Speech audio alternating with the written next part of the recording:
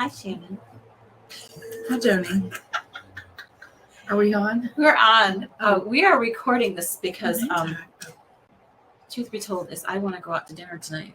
So yeah. we're going to just record. And then at 7 o'clock, I will be having wine with you, but maybe I'll be at a Mexican restaurant. I don't know. This sounds good. Look at my new marketing. Isn't that pretty? You like those cups? I need one. You do? I'll get you the white I one. need one for my coffee. Yeah. Yes. So, lots to talk about today. So I wanted Shannon to jump on here. We did some masterminds today that had more information. It was amazing. And so we really wanted to share that information with you. So we're supposed to be talking about focus. Last week when I did Wine Wednesday and talked about cost of entry, you guys loved it. You resonated with a little bit of that woo-woo stuff and a lot of girl power and pretty much don't let people stop you from doing what your heart's telling you to do.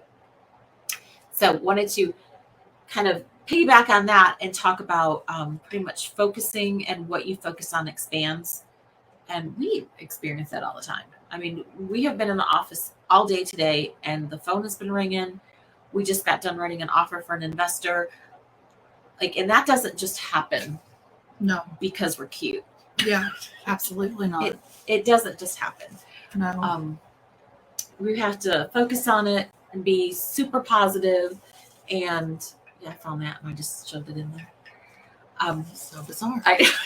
Previous lives. So we just wanted to put that out there that it really does work. Your mindset, it's a universe thing. Put it out there. Practice it. Do some Googling on mindset. Weird stuff. Just start thinking about something bizarre. The other day I had my Sarah Grace. I'm think about pink doors. Do you know she saw 4 pink doors in one day? Right. When you literally focus on something, it shows up. So don't be negative. Don't think about negative stuff. Let that just filter through your brain and look for the positive. And it literally will show up. Yeah. Okay. So we're done with that part. Now we really want to talk about the market. And this is not anything that's scary. It's just facts. It's just more of a science. And I think one of the statistics that was really surprising, not surprising, but it just gives you proof that the market is softening for buyers, is that there is a 45% decrease in showings. Yes. That's a lot. So what does that mean? That means that there is more inventory, right? There's more folks out there who are looking to list their property. So buyers have more to look at. And of course, there's less buyers. So we are experiencing a bit of a shift. So if you've been missing out, yeah, now's the time to jump back in. Exactly. Right. There's more to look at. And not just more to look at, but 1 in 5 homes this past few days have had a price decrease. I'm going to say that again. Right. 1 in 5 homes have had a price decrease, a price improvement. Mm-hmm. Now, is it still very much a buyer's market? No. It's a seller's market, but buyers are able to start asking for things. Right. The pendulum is starting to swing. The pendulum is swinging. As a buyer, you really aren't having to come in well over asking. Some price points you do. Right. But coming in at asking, and maybe even asking for closing costs. And some properties. Right. Depends on the property. It does. It really does depend on the property. Right. Yeah. Some of what price points would you say that are still really experiencing that heavy demand, lots of offers, over asking? I think obviously those that have priced strategically or priced. We all know if you overprice a house, you may not get any offers. But if they come in at a more competitive price point, then people are like, oh, that's a deal. And then everything starts. You get all the interest. Multiple offers. It's kind of the kiss of death to have your home overpriced, Yes. because then it's kind of like trying to catch a falling knife. Right. It's not a pleasant experience. No, it's not. Yeah. So starting, and we have a client right now. We're starting a little bit lower, and they're kind of questioning, like, well, why aren't we going for that number that we want? Why are we starting here? It's like, well, because we need to grab this group of people and then see if we can't. You don't get as many eyes on it, because if it's overpriced, Yeah. people, when you think about how you search for a home, you're going to start at a certain price point, and it's going to be a range. So if you price yourself out of certain ranges, right, you don't get those eyes on. You'll never see it. Right. Yeah, they'll actually never experience the home. So it's better to price it a little bit lower than what you really want, so that you could create that momentum and like Shannon said, get the traffic, get the eyes on the property. Yeah. And there's something to say about when other people want what other people want. It creates a frenzy. So that's the goal. And I guess what we're saying is the frenzy's quieting down.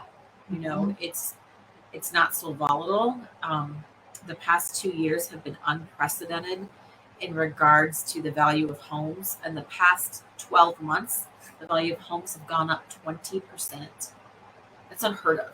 That's the kind of stuff you see throughout 2 decades. Yeah. In 1 year, the value of your home compared to last year is 20% more. That's literally insane.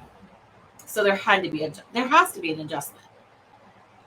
Is it going to be like this big bubble? No bubbles popping. Did you want to talk about at all how, because a lot of people are saying, I want to wait to buy. Oh, yeah. Because I think that the prices are going to drop because they expect a recession. Yeah. And what do we find out today? Over the last 6 recessions. Since 1970. Yeah.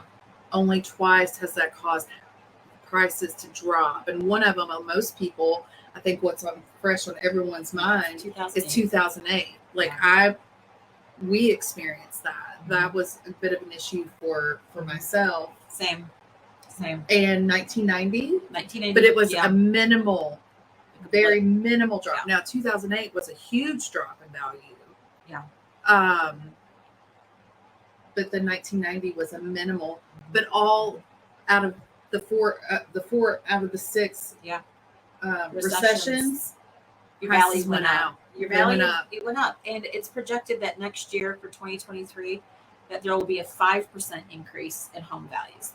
Now, is it 20% that we just did? No, but it shouldn't be. Like, that was a complete unicorn. A 5% increase, that's fantastic. That's good. Not a big deal. You know? But what we're pretty certain about going up is interest rates. I'm guessing, and I don't want to play Vegas. I think we're going to be at 8. I feel 8 by the end of the year. So that's why now's the time to buy. Oh. Because with each is it half a percentage point? Each half a percentage point. Your buying power decreases. 100. Yeah, by 100 was 100,000. That's for luxury buyers. So if you were looking to buy $1 million home, a half a percentage point interest rate increase, your buying power goes down $100,000. Yeah, that's when you're in that luxury market, which is usually about 700 plus. Think about that. Half that. Yeah. Say you were looking before 50. You were thinking you wanted a $500,000 home. That's what you were in the market for. Now you're going to be approved for with the rise in interest rates, possibly if a half a point rise in interest rates. Now you're going to be looking at $450. Exactly. And so we've got lenders that do. They've got a lock and shop. I mean, so you could lock in right now for 90 days. Yep.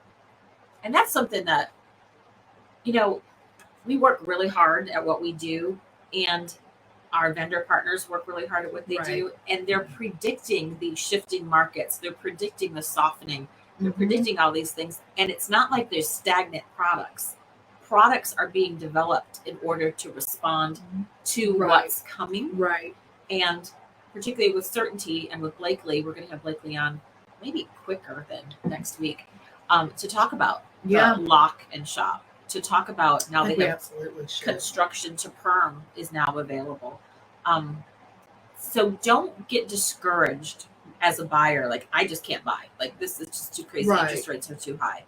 We're still where we were I mean, I think that my first interest rate was probably We're still generational low. yeah, Yeah. absolutely. Yeah, I think I mean- mine was like 5 or 6 or something like I that. think ours was too when we first Yeah. bought our house. Yeah. So you're I think still so as generational well. lows. We're not Yeah. talking about 11s Right. and anything Mhm. crazy, It's 1979, Thank you. 1980. which was that was I mean, well, Real scary. that was what it was at Yeah. that time. Uh-huh. So I guess what Jen and I want to just say is the softening is coming. The softening is happening. Our listings right now are not, they're banging down the door. We've all heard me talk about the, Oh, yeah. behaving and stuff. But it's not 40 offers, it's 10 offers. Right. It's not, there's just more for people to look at, which means more for people to put offers on, which means that demand is spreading out. So, and what does that mean? It means your house needs to be priced right. Yes. Or you're going to have to lower your price because somebody out there is priced properly and Right. they're getting the offers that your house should be getting the offers on. Right. So that's real important to have a price trade. Yeah. What else did we learn today that was really inspiring? Gosh, we learned so much. I mean, that's what we try to do is spend as much time as we can familiarizing ourselves with the current trends and what's going on, and learning from other people. Like in our office, we're so lucky to have. We are with KW. It's all about education. Producers. Yeah, and people don't hold that knowledge because they're selfish with it. They want to pour into other folks. Right. And so we sat there with some of the top luxury agents today, learning some tricks of the trade and basically understanding that in that particular luxury market, it's a different mindset as far as following money and the movement of money and understanding the big picture in a macroeconomic sense, as opposed to sometimes in a microeconomic sense when you're looking at residential property that doesn't hit that $700,000 point. Because in that case, most folks have their wealth tied up in their home, right? As opposed into luxury, that's not always the case. They might have multiple homes at that same price point. Right. So it's a mindset shift that as an agent you have to respect and respond appropriately. You know what was really interesting too today, either you brought it up or someone else did, that there's people now that their homes are now luxury listings, which they weren't 3-4 years ago. Exactly. And they have so much equity. Yeah. And they don't know what to do. It might be a time to sell, especially if the kids have flown the nest. Oh my gosh, empty nesters. You don't 6 need bedrooms. Yeah. You probably bought that house for $300 and now it's worth $700. Hello? Exactly. Yeah. Cash out. Absolutely. Just cash out.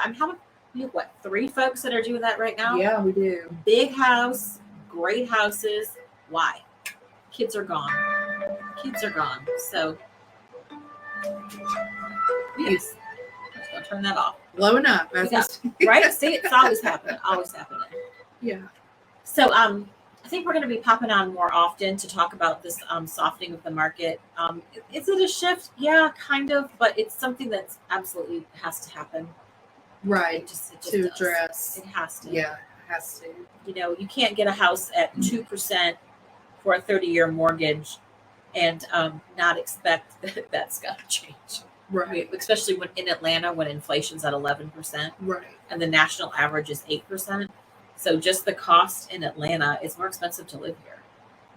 That's not a popular thing to say, but it's true. So you have to adjust for that.